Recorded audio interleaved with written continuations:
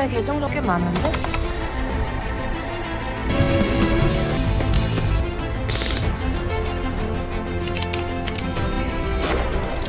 Social media আমাদের জীবন এখন অনেকটাই নিয়ন্ত্রণ করে, কিন্তু সোশ্যাল মিডিয়ায় আসা একটি মেসেজ কিভাবে একের পর এক অনেকগুলো মানুষকে মেরে ফেলে তারই গল্প জানবো আমরা আজকের এই মুভিতে।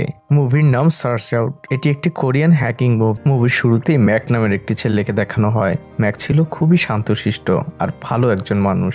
ম্যাক ভয়েস ওভারের মাধ্যমে আমাদের একটি কথা বলে যে প্রত্যেক ঘটনার পিছনে একটি সত্য লুকিয়ে থাকে, আর সেই সত্যটা মাঝে মাঝে মানুষকে অনেক কষ্ট দেয়, কিন্তু সেই সত্যটাকে একসময় বের হতেই হয়। এরপরই দৃশ্য পরিবর্তন হয় আর আমরা ম্যাকের ভাই স্যাংকে দেখি। স্যাংয়ের ইচ্ছে ছিল সে একজন অনেক বড় পুলিশ অফিসার হবে। ম্যাক আর তার ভাই একদিন ছাদে ওঠে আর সেখানে তারা একটি মেয়েকে দেখতে পায়। সেই মেয়েটি তাদেরকে হাই বলে ওখান থেকে চলে যায়। এরপরই ম্যাকের ভাই ম্যাককে বলে, আমার ভয় হচ্ছে যে আমি আবারও হয়তো পুলিশ এক্সামে ফেল করব, কারণ ম্যাকের ভাই সাং ছিল পড়ালেখা বিষয়ে খুবই উদাসীন। সে ম্যাককে বলতে থাকে, পুলিশে চাকরি পাওয়ার জন্য কেন আমাকে এত পড়াশোনা করতে হবে? আমার কাজ তো শুধু গুন্ডাদের ধরা আর মারা। অন্যদিকে ম্যাক নিজেও অনেক জবে ট্রাই করছিল, কিন্তু তারও কোনো জব হচ্ছিল না।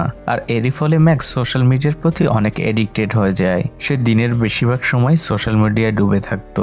এরপরই সেই মেয়েটিকে দেখানো হয় যার সাথে ম্যাক এবং তার ভাই ছাদে দেখা হয়েছিল।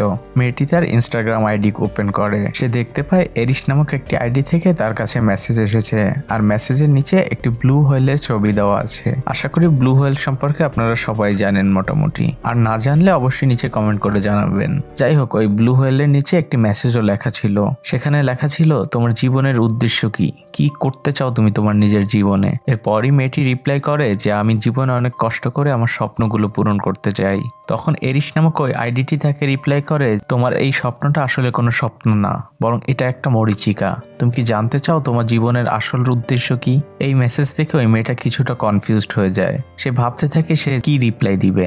পরের দৃশ্যে দেখা যায় ম্যাক মিসেস স্পার কাছে গিয়েছে। মিসেস স্পা ছিলেন একজন কাউন্সিলিং টিচার। সেই ইয়াং ছেলে মেয়েদেরকে ফ্রিতে কাউন্সিলিং করত।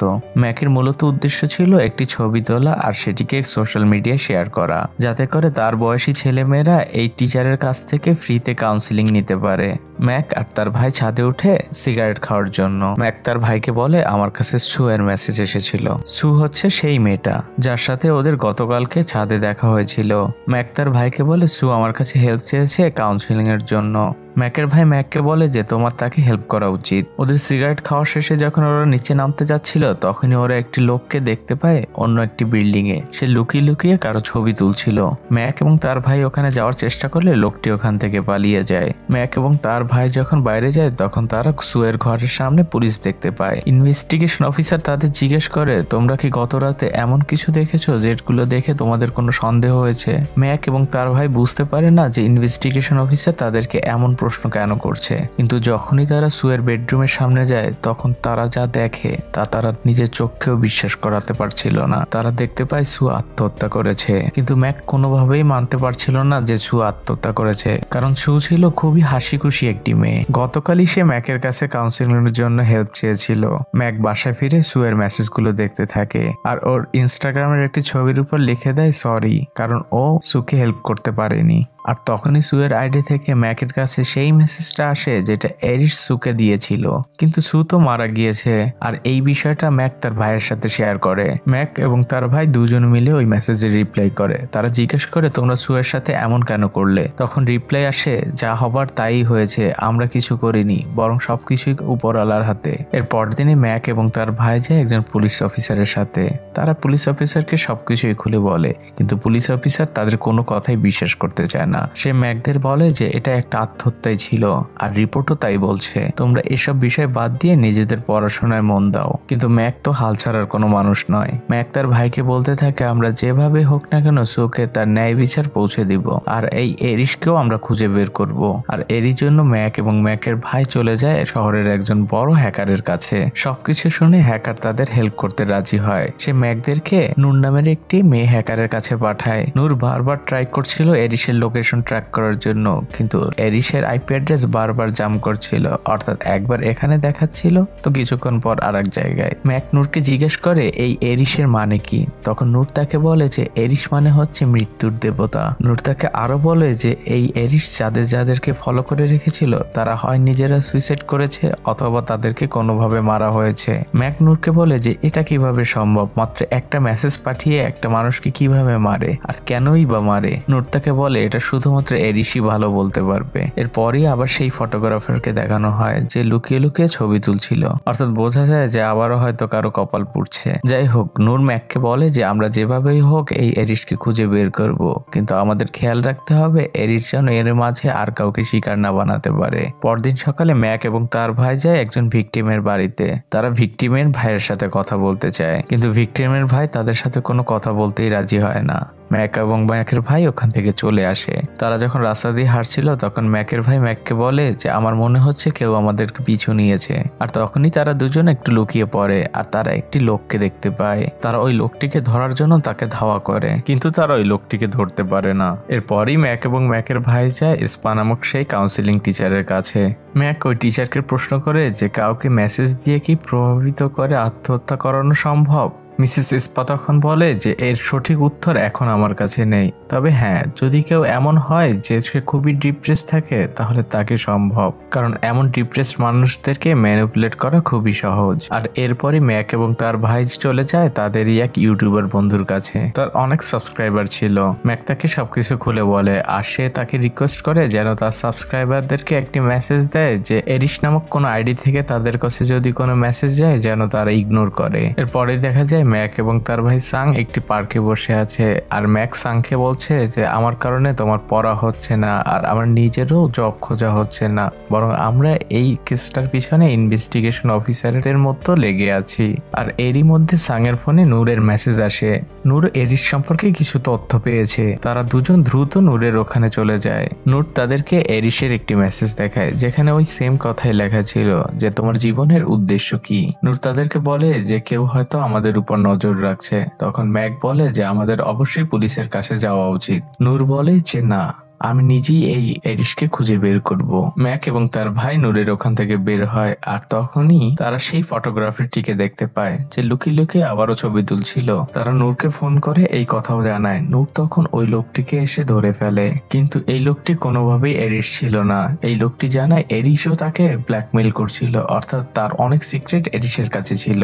আর এরই ফলে এরিস তাকে দায়িত্ব দিয়েছিল কিছু লোকদেরকে ফলো করতে। তারা কোথায় যায়, কি করে, তাদের পার্সোনাল লাইফ সব ডিটেলস সে এরিসকে পাঠাতো। লোকটি আরো বলে যে এসব করতে করতে এখন এই কাজটা তার কাছে নেশার মতো হয়ে গিয়েছে। মানুষের পার্সোনাল লাইফে ইন্টারফেয়ার করাটা তার এখন নেশা। নূর ওই লোকটির ফোন চেক করে অনেক মেয়েদের পার্সোনাল ছবি খুঁজে পায়। দৃশ্য পরিবর্তন হয় আর দেখা যায় ম্যাকের ফোনে সেই পুলিশ অফিসারের একটি মেসেজ এসেছে। সেই পুলিশ অফিসার ম্যাককে লিখেছে যে আমরা ওই খুনিকে খুঁজে পেয়েছি আর আমরা যখন আমাদের পুরো টিমকে সেখানে পাঠাই ওই খুনি নিজেই আত্মহত্যা করে, তাই তোমাদেরকে আর ওই খুনিকে খোঁজার কোনো দরকার নেই। ম্যাক তখন তার ভাই এবং নূরকে এই বিষয়টা শেয়ার করে, কিন্তু নূর কোনোভাবেই মানতে রাজি না যে ওই খুনি আসলে আত্মহত্যা করেছে। কারণ নূর বলে যে এরিস ছিল খুবই চালাক একজন মানুষ, সে এত সহজে আত্মহত্যা করার মানুষ না। আর এরই মধ্যে নূরের কাছে সেই এরিসের মেসেজ চলে আসে। এরিস নূরকে লিখেছে যে তোমার সাথে দেখা হয়ে ভালো লাগলো। আর আমরা তখনই বুঝে যাই যে এরিস মারা যায়নি। আর এরই মধ্যে এরিসের একটি শ্যাডোর মতো আকারে দেখানো হয়, সে সমুদ্রের পাড়ে দাঁড়িয়ে মেসেজ টাইপ করছিল। এভাবেই কিছুদিন কেটে যায়। দেখা যায় ম্যাক একটি দোকানে কাজ করছে আর তখনই তার সেই ইউটিউবার বন্ধুর ফোন তার কাছে আসে। সেই ইউটিউবার বন্ধু তাকে জানায় যে এরিস একটি লাইভ করছে আর সেখানে অনেক স্কুলের বাচ্চারা অলরেডি জয়েন করেছে। ম্যাক বুঝে যায় যে এরিস এখন একটা বড় কমিউনিটিকে টার্গেট করেছে একসাথে সুইসাইড করানোর জন্য। এরিসের এই লাইভের বিষয়টা নূরকে জানানোর জন্য সে নূরকে বারবার ফোন করতে থাকে, কিন্তু নূর কোনো রেসপন্স করে না। আর তাই ম্যাকের অনেক সন্দেহ হয়। সে দ্রুত নূরের বাসায় চলে যায়। বাসায় যেয়ে দেখতে পায় নূর মাটিতে পড়ে আছে আর তার হাত ক্ষত বিক্ষত। ম্যাক এবং তার ভাই দ্রুত নূরকে নিয়ে হসপিটালে চলে যায়। নূরকে ভর্তি করানোর পর ম্যাকের ভাই সেখান থেকে চলে যায় আর তখনই সেখানে সেই ফটোগ্রাফারটি আসে। সে ম্যাককে বলে যে এরিস মারা গিয়েছে, কিন্তু এই পৃথিবীতে তার অনেক ফলোয়ার ছড়িয়ে ছিটিয়ে আছে, তাই এরিস মারা গেলেও এই সুইসাইড কখনো বন্ধ হবে না। কিন্তু ম্যাকের তা তার এইসব কোনো কথাই বিশ্বাস হয় না। অন্যদিকে দেখানো হয় ম্যাকের ভাই সাং গিয়েছে তার এক ইউটিউবার বন্ধুর কাছে, সেখানে যেয়ে সে নিজে একটা লাইভ করছে। সে লাইভে এরিশকে বিভিন্ন হুমকি দিতে থাকে। সে বলতে থাকে, সাহস থাকলে আমার সামনে আসো, কেন লুকিয়ে লুকিয়ে তুমি এই নিরীহ মানুষদেরকে মারছো। ম্যাকের ভাই রাগে ক্ষোভে ফেটে পড়ে। অন্যদিকে এরিশ ম্যাকের ভাইয়ের এই লাইভ একটি দোকানের বাইরে দাঁড়িয়ে দেখছিল। এরিশ ম্যাকের ভাইকে একটি মেসেজ করে, তখন ম্যাকের ভাই সাং তাকে অনেক উল্টাপাল্টা কথা বলে।